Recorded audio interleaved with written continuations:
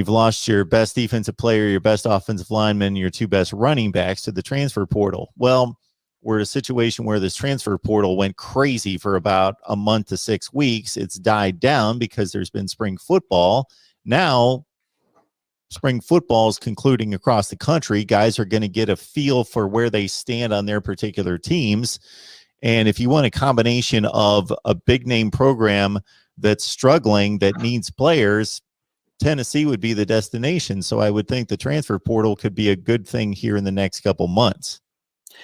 If you saw what I saw yesterday and interpreted it the way that I did, that has to be your hope for Tennessee football, is that they just go wild on the transfer portal. And I'm sure that Heupel is thinking the same thing. Obviously, I mean, we already talked about this quarterback that's coming in from Michigan. I think he was the exact situation that you're talking about. He may have just felt out like, this isn't happening anymore for me at Michigan. This is just not my spot, and I got to go. And so the opportunity presented itself at Tennessee. I think there's certainly not a defined starter at quarterback, and so he sees an opportunity. He's going to take it. I think across the board on the defense, that is the case. There's almost no position where just across the board you have your set starters. So that just isn't there for that defense. So tons of opportunity there. And on offense, it's a little more defined, but still just up in the air in a lot of places. I think that is a big element that Heupel could pull out of his hat in between now and September, is bringing in guys like that. We'll see if he actually does, how that translates. Because, I mean, you got to think, the sell is still so tough for Heupel. Because what do you say to a kid who maybe is 3 years in, has 2 years, or 2 years in and has 2 years left of eligibility, and you're facing down potentially maybe like 2 years of a bowl ban, and you look at that kid in the face and he goes, well, what are we going to do, coach? We're going to win some championships or something? And Heupel goes, well, we might play in a bowl game, or we might self-sanction and not be able to play in a bowl game. And you might, the sell is tough across the board for Heupel right now. And it is the situation, the culmination of all of these egregious, horrific mistakes that Tennessee has made at an administrative level, all the way down to the grad assistants at UT. It's been a nightmare. And this is the situation that Tennessee has put itself in, thanks to all that incompetency. And Heupel is just walking in to that situation. And if he can take it head on and really embrace it, which it seems like he's doing, which is good. He's keeping a positive attitude, around that facility, which Lord knows is probably hard to do right now. And, just making it as optimistic as you can, trying to sell these kids what you can, and then just go from there. That is all that you can do if you're him. And hopefully he does pull that rabbit out of his hat. The opportunity is there. He just has to go and take it. We'll see, because it takes a long time and a lot of players to flip a football roster. This isn't basketball where you just have 10-ish guys to worry about. You have a whole bunch of depth you got to worry about in the SEC, so that you can run with teams that are just packed with 5 stars, and so many elements like that. And the situation that Tennessee finds itself in is this: if you can go 500 this year, 6-6, man, what a year that would be. To me, I think there would definitely be Tennessee fans that would hear that and go like, oh God, don't lower the expectations like that. That's the situation Tennessee's in. It really is. We have to face facts. You have to face facts of where Tennessee is at and meet them where they're at, and go, where Tennessee needs to get to right now is not the playoff. Obviously, you want to get to the playoff. That's anybody that would say otherwise is stupid. But where you want to get to, and your short-term goal, is you need to get back to like 9 wins. Let's get back to 7 wins. And then we can talk about 9. And then we can talk about 10. And you just got to go from there and face the reality of where Tennessee is. And I think your perception of the program and your enjoyment of the football that you're going to see will be a lot better and easier if you just really, like I said, meet them where they're at and be real about where this team is. I think you can differentiate the standard versus the expectation. The standard being, okay, We've got a big time football program. We've got a great tradition, image, brand, all those other things going for us. And so long term, our standard are still, we want to win championships here. And that's what we're going to hold our coaches accountable to long term. But the expectation is miracles aren't going to happen in 1 year. So the expectation is more moderate for this particular football team. Now let's take the progress that you just outlined. Charlie Burris joining us from the Big Orange podcast. And Charlie, I got to tell you, I feel for you because I know that you love your football program, you love your football team, and you got to be sick of seeing Tennessee football on all the online lists of once we're great, should be great, disappointment after disappointment.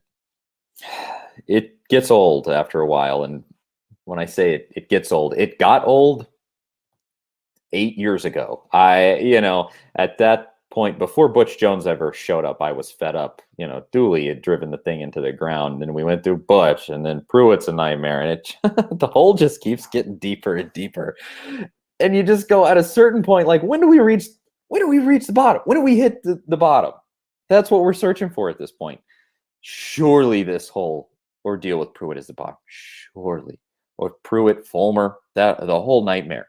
You have to essentially exile, one of I would say the greatest coach of the modern era and one of the greatest coaches you've ever had in Phil Fulmer, because as an athletic director, he drove your football program into the ground.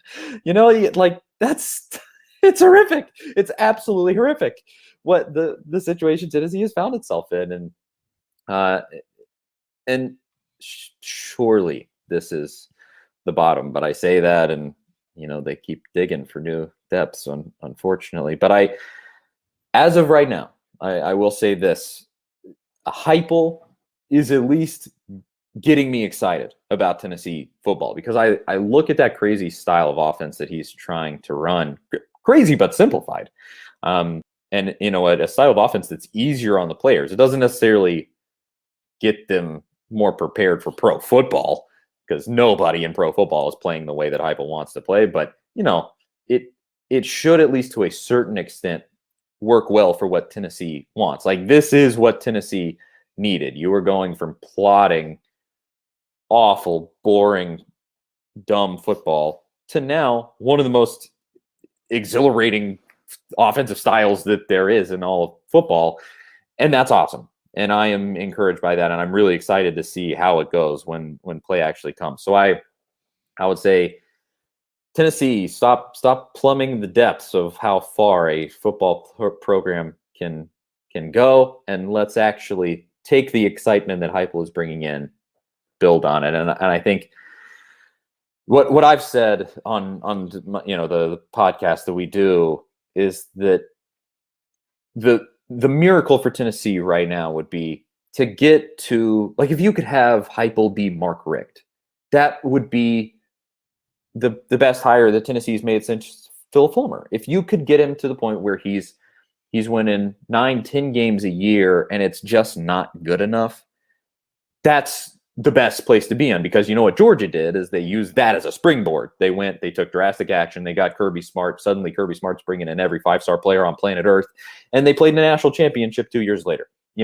That's how you create a great program. Even if Heupel is not the guy that takes you to the playoff, let him be the guy that sets you up for the guy that takes you to the playoff. Like, that's the situation that Tennessee is in. You got to get back to 8, 9, 10 wins a year, and then let's start talking about the playoff and how to really excel to that elite level of college football. And I really like the way that you said that. It's the standard versus the expectation. The expectation for this year has to be, let's go 500. Let's see where we can get.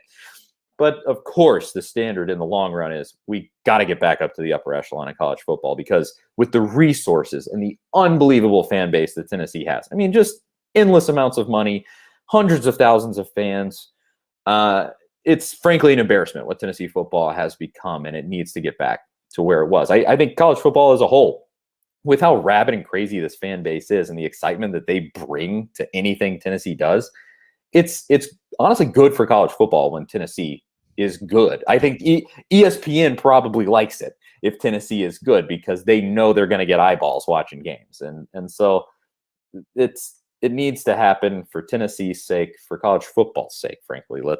I know a lot of people will scoff at that, but seriously, I mean, it is a historically powerful program, and it's just an embarrassment that needs to be reconciled. And hopefully Heupel can be that guy. We'll just have to see. It's a waiting game now.